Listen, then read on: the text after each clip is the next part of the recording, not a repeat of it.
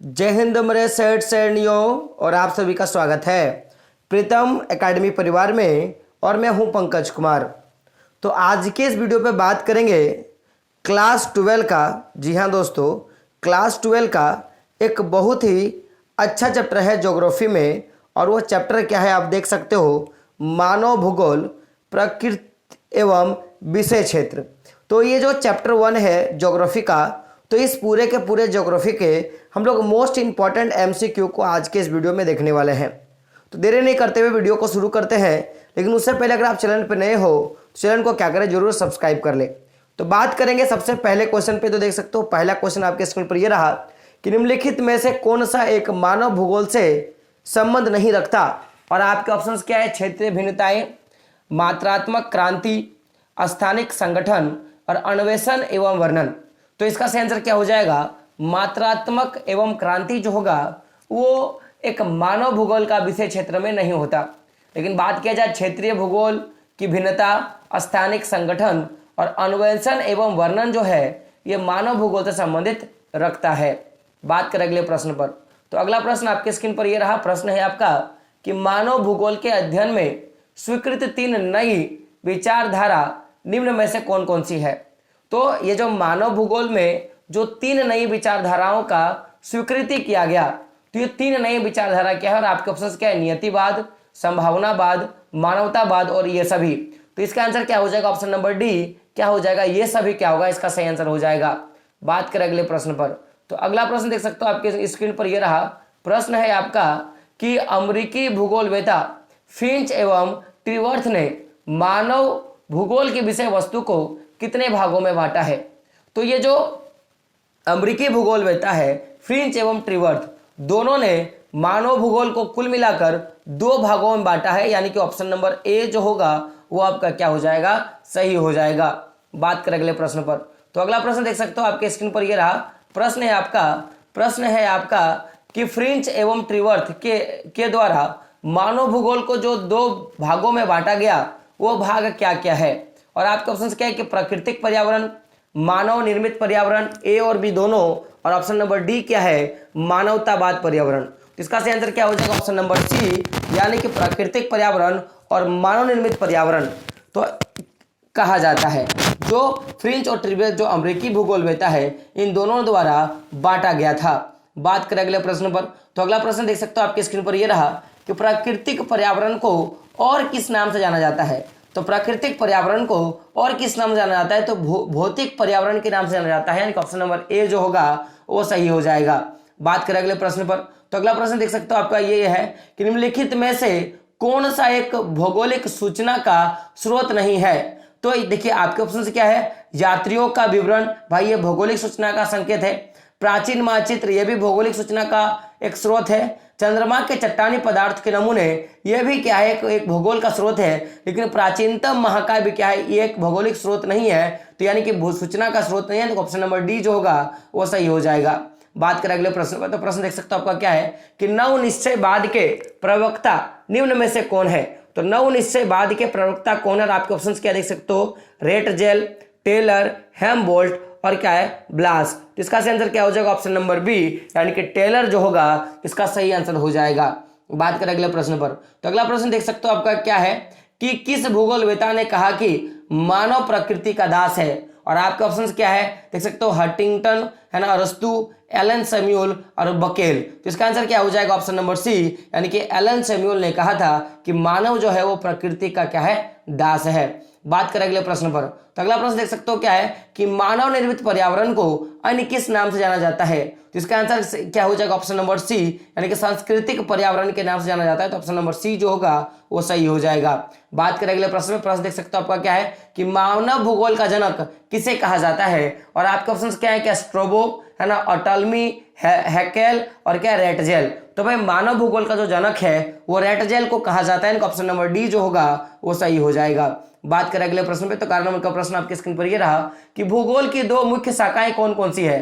तो भूगोल की जो मुख्य शाखाएं हैं वो कौन कौन सी, और आपके ऑप्शन क्या है कि क्रमबद्ध भूगोल व प्रादेशिक भूगोल, भौतिक भूगोल व प्राकृतिक भूगोल, मानव भूगोल व सांस्कृतिक भूगोल, और इनमें से कोई नहीं। तो ऑप्शन नंबर ए जो होगा वो सही हो जाएगा कि क्रमबद्ध भूगोल और प्रादेशिक भूगोल जो है वो भूगोल की दो मुख्य शाखाएं हैं। बात करें अगले प्रश्न पर, तो अगला प्रश्न देख सकते हो आपके स्क्रीन पर यह रहा कि किसने कहा कि मानव भूगोल मानव समाजों तथा पृथ्वी तल के बीच संबंध को संश्लिष्ट अध्ययन करता है या संश्लिष्ट अध्ययन है। और आपका ऑप्शन क्या है, रिटर, फेडरिक रेटजेल, टेलर, और क्या है आप देख सकते हो क्या है कि आपका है जीन्स ब्रूस। तो इसका आंसर हो जाएगा ऑप्शन नंबर बी। यहाँ पे ए हो गया लेकिन गलती से हो गया, इसका ऑप्शन नंबर क्या हो जाएगा, बी। क्या हो जाएगा, रेटजेल हो, क्या होगा इसका सही आंसर हो जाएगा।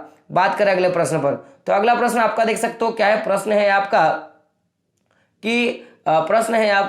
कि जियोग्राफिया क्या है, जियोग्राफिया जेनरिल्स, मैं फिर से पढ़ दूं, जियोग्राफिया जेनरिल्स के लेखक कौन थे। और इसका आंसर क्या हो जाएगा ऑप्शन नंबर बी। तो क्या होगा, बारेनियर, क्या होगा इसका सही आंसर हो जाएगा। बात करें अगले प्रश्न में, प्रश्न आपका देख सकते हो क्या है कि खोज युग की अवधि कब से कब तक की थी। तो खोज युग की जो अवधि थी माय डियर फ्रेंड वो 15वीं शताब्दी से लेकर 18वीं शताब्दी तक था, यानी कि ऑप्शन नंबर सी जो होगा वो सही हो जाएगा। बात करें अगले प्रश्न में, प्रश्न देख सकते हो आपका क्या है कि फेडरिक रेटजेल किस देश का निवासी था। यहाँ पे छूट गया है, किस देश का, क्या होगा यहाँ पे, किस देश का निवासी था। और आपका ऑप्शन देख सकते हो जापान, यूनान, अमेरिका और जर्मनी।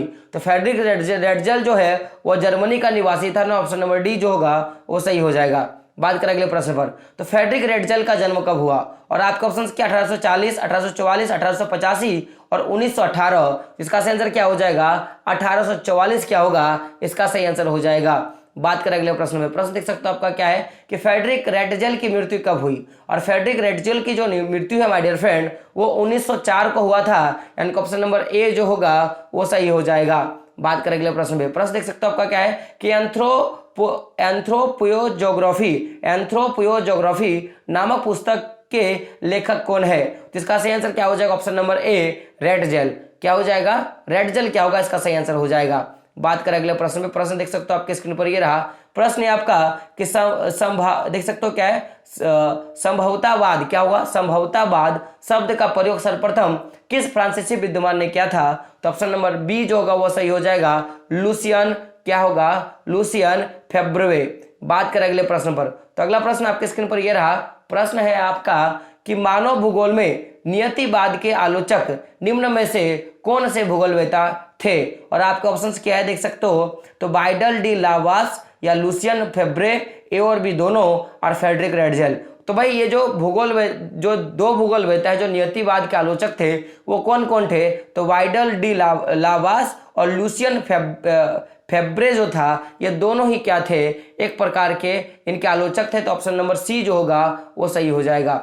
बात करें अगले प्रश्न पर, तो अगला प्रश्न देख सकते हो आपके स्क्रीन पर यह रहा कि मानव भूगोल क्रियाशील मानव और अस्थायी पृथ्वी के परिवर्तनशील संबंध का अध्ययन है, ये किसने कहा था। तो ये जो शब्द है वो सैंपल ने कहा था, तो ऑप्शन नंबर सी जो होगा वो सही हो जाएगा। बात करें अगले प्रश्न देख सकते हो आपका क्या है कि निम्नलिखित कथनों में से कौन सा एक भूगोल का वर्णन नहीं करता। और आपके ऑप्शन क्या देख सकते हो, समकालनात्मक अनुशासन, तो ये तो ऑप्शन नंबर बी क्या देख सकते हो, मानव और पर्यावरण के बीच अंतर का अध्ययन, द्वैधता पर आश्रित प्रौद्योगिकी के विकास के फलस्वरूप आधुनिक समय में प्रासंगिक नहीं है। तो इसका जो सही आंसर हो जाएगा ऑप्शन नंबर ए हो जाएगा कि समकालनात्मक अनुशासन जो है ये जो है भूगोल का वर्णन नहीं करता। बात करें अगले प्रश्न पर, तो बाइडल डी लाबास किस देश के निवासी थे। तो ये कहाँ के निवासी थे, तो ये फ्रांस के निवासी थे, तो ऑप्शन नंबर बी जो होगा वो सही हो जाएगा। बात करें अगले प्रश्न पर, तो बाइडल डी लाबास का जन्म कब हुआ था। तो इनका जो जन्म है वो 1848 में हुआ था, इनका ऑप्शन नंबर सी जो होगा वो सही हो जाएगा। बात करें अगले प्रश्न पे, तो प्रश्न देख सकते हो आपके स्क्रीन पर ये रहा, प्रश्न है बाइडल डी लाबास का मृत्यु कब हुआ था। तो इनकी मृत्यु जो है माय डियर फ्रेंड वो 1918 में हुआ था, इनका ऑप्शन नंबर डी जो होगा वो सही हो जाएगा। बात करें अगले प्रश्न पर, तो प्रश्न देख सकते हो आपका क्या है कि आधुनिक मानव भूगोल का पिता किसे कहा जाता है। तो आधुनिक मानव भूगोल का पिता जो है माय डियर फ्रेंड, वो फ्रेडरिक रेटजेल को कहा जाता है। ऑप्शन नंबर ए जो होगा वो सही हो जाएगा। बात करें अगले प्रश्न पर, तो अगला प्रश्न आपके स्क्रीन पर ये रहा।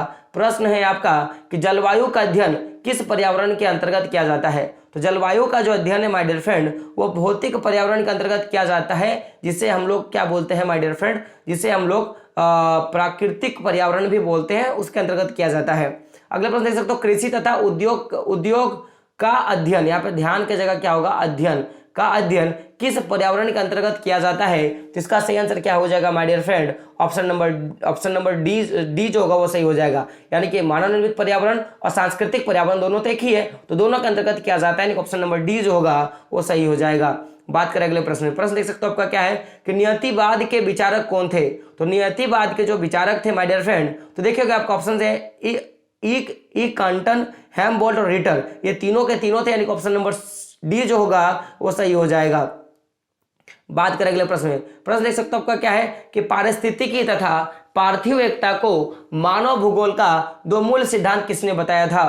तो इसका आंसर क्या होगा, ब्लास, यानी कि देख सकते हो इसका आंसर क्या हो जाएगा, ब्लास, यानी ऑप्शन नंबर ए जो होगा वो सही हो जाएगा। बात करें अगले प्रश्न पर, तो किसके अध्ययन में प्रदेशों का सीमांकन सम्मिलित है। तो इसका आंसर क्या हो जाएगा, प्रादेशिक भूगोल, यानी ऑप्शन क्या हो जाएगा, इसका आंसर क्या हो जाएगा, प्रादेशिक भूगोल, यानी ऑप्शन नंबर बी जो होगा वो सही हो जाएगा। किसका हो जाएगा, ऑप्शन नंबर बी जो होगा वो सही हो जाएगा। बात करें अगले प्रश्न देख सकते हो आपका क्या है कि निम्नलिखित में से कौन सा एक लोगों और पर्यावरण के बीच अन्योन्य क्रिया का सर्वाधिक महत्वपूर्ण कारक है। तो इसका सही आंसर क्या हो जाएगा, ऑप्शन नंबर बी, प्रौद्योगिकी। क्या हो जाएगा, प्रौद्योगिकी। अगला बात करते हैं, अगला प्रश्न बात करेंगे। प्रश्न देख सकते हो क्या है कि निम्न में से कौन भूगोल का जनक माना जाता है। तो निम्न में से कौन भूगोल का माना जाता है, और आपका ऑप्शन क्या है, यूनानियों को, एशिया को, अफ्रीका को, और इनमें से कोई नहीं। इसका आंसर क्या हो जाएगा, ऑप्शन नंबर ए। तो यूनान के लोगों को क्या कहा जाता है, भूगोल का जनक कहा जाता है। बात करें अगले प्रश्न पर, तो रुको और जाओ निश्चयवाद की संकल्पना किसने दिया था। तो ये जो संकल्पना है वो रेटजेल के द्वारा दिया गया था, इनका ऑप्शन नंबर बी जो होगा वो सही हो जाएगा। बात करें अगले प्रश्न देख सकते हो आपका क्या है कि व्यवहारिक भूगोल, राजनीतिक भूगोल, आर्थिक भूगोल अथवा सामाजिक भूगोल कौन से भूगोल के उपक्षेत्र है। तो ये मानव भूगोल के उपक्षेत्र, यानी ऑप्शन नंबर सी जो होगा वो सही हो जाएगा। बात करें अगले प्रश्न पर, तो मैक्सिको में कि देख सकते हो क्या है कि मैक्सिको में स्थानांतरण कृषि की प्रथा को डैश कहा जाता है। तो इसे क्या कहा जाता है my dear friend, option number B जो होगा वो सही हो जाएगा, यानी कि मिल्पा कहा जाता है। बात करें अगले प्रश्न पर, तो 37 नंबर का प्रश्न आपके स्क्रीन पर यह रहा कि 1990 का दशक भूगोल के किस उपागम के लिए जाना जाता है, यानी कि इस समय किस चीज के बारे में ज्यादातर खोज किया गया था। तो आधुनिकवाद के विचार के बारे में जाना जाता है, ऑप्शन नंबर बी जो होगा वो सही होगा। तो बात करेंगे अगले प्रश्न पे, लेकिन प्रश्न यहाँ पे तो खत्म हो चुका है। लेकिन उससे पहले बता दूं कि अगर आप चैनल पर नहीं हो तो क्या करें, हमारे प्रीतम एकेडमी चैनल को, साथ में प्रीतम एकेडमी 2 को, और अगर आपको हमारे चैनल से मोटिवेशनल वीडियो आपको देखना पसंद है तो पंकज कुमार का जो चैनल है आप इसको क्या करें, सब्सक्राइब जरूर कर लें।